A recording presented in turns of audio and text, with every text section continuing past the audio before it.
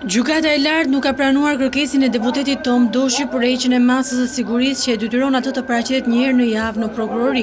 Vendimi u dha në mesditë, ndërkohë që pas daljes nga gjykata, deputeti ka deklaruar se vazhdon të qëndrojë pretendimeve se ndaj tij do të kryejë një atentat dhe për këtë kërkoi prova shtesë. Një nga njerëzit më të afërt të Ilir Mec, që është Spartak Braha, vërtetohet plotësisht që ka shkuar në Gjermani, ka komunikuar vazhdimisht me Fatjon Skenderin edhe kur ka ardhur këtu në Shqipëni. Për këto kena provat, pavarësisht se prokuroria e përgjithshme ne ka refuzuar kërkesën që i kanë bërë pala mbrojtëse.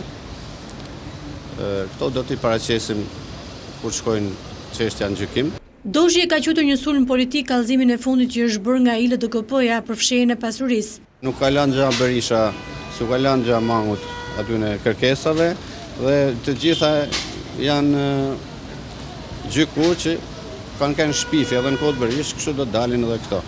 Avokatët e të pandeurit thanë se do të drejtohen sërish gjykatës për ndryshimin e masës për deputetin, ndërkohë që burime nga prokuroria bëjnë me dije se së shpejti dosja do të dorëzohet për gjykim.